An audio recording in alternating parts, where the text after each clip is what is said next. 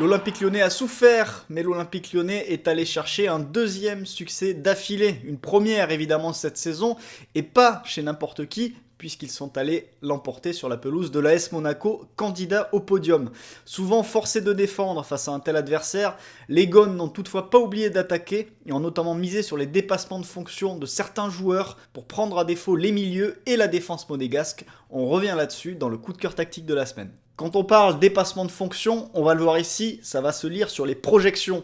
Récupération de balle de Lacazette, évidemment Nuama fait le premier appel sur l'aile droite, il amène Salisu avec lui, il embarque sur l'aile, mais qui pour attaquer dans le dos de Salisu? Lacazette, qui est suivi, couvert par Camara. Non, c'est Clinton Mata qui fait ce très long appel depuis la ligne défensive, qui est passé devant Jacobs, mais qui va être finalement repris. Nouvelle séquence, ici cette fois-ci, récupération de balle.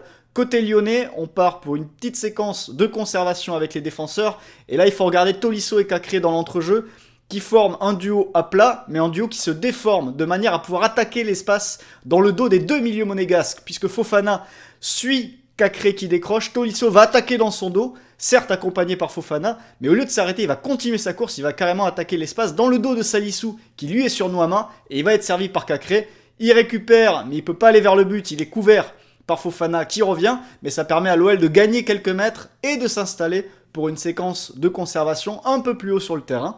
On repasse par les défenseurs, on va revenir sur Jake O'Brien, et là cette fois-ci c'est la ligne directe en profondeur, alors que Mata attire Jacobs avec lui dans le couloir, appelle dans le demi-espace de Nuama, suivi par Salisu, et là ensuite c'est la projection, on a Lacazette dans la surface, Cherki et Tagliafico qui arrivent, mais finalement l'action est coupée par un retour de la défense monégasque. On enchaîne avec une autre situation où on va à nouveau voir la déformation du milieu lyonnais qui va prendre à défaut les deux milieux de terrain monégasques, Tolisso et Cacré.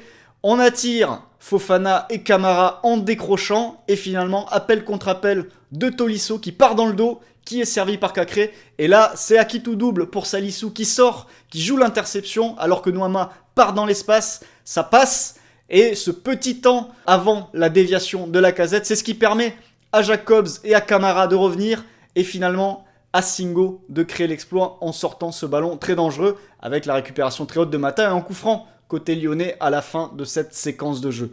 Nouvelle situation, ici on est toujours en première mi-temps, toujours Tolisso et Cacré, on va à nouveau voir Tolisso dans le rôle du joueur qui appelle dans l'espace et qui va être servi par Jake O'Brien et qui va être ce relais vers Nuama, et ensuite en nouveau la projection, l'appel très très long de Clinton Mata, mais cette fois-ci qui est bien couvert par Jacobs, et la balle peut être récupérée par la défense monégasque. Cette fois-ci, deuxième mi-temps, fin de match, on est passé en 5-3-2 côté lyonnais, avec donc un surnombre dans l'entrejeu, qui va se sentir ici alors que Cacré a fait sortir Fofana, et Dan Diop doit couvrir face à Maitland-Niles, et là cette fois-ci, on a enfin un lyonnais qui fausse compagnie à son vis-à-vis, qui prend l'avantage dans le 1 contre 1, dans la course vers le but, et c'est ça qui amène tout simplement la réalisation de Jefinho et les 3 points décrochés par les Lyonnais. Alors, coaching parfait pour Pierre Sage, il a répondu à cette question en conférence de presse.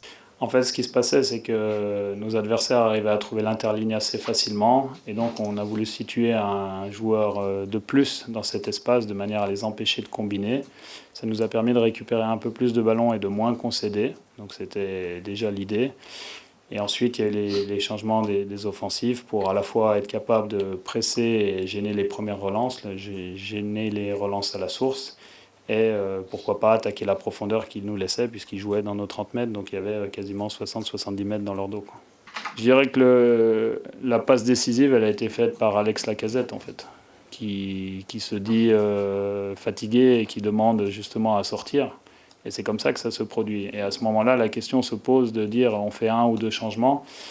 Et je me dis que c'est bien d'avoir 2 joueurs frais pour pouvoir, comme je vous le disais tout à l'heure, presser et attaquer la profondeur. Mais si on m'avait dit que dès le premier ballon touché, l'un ferait une passe décisive et l'autre marquerait, j'y aurais pas cru.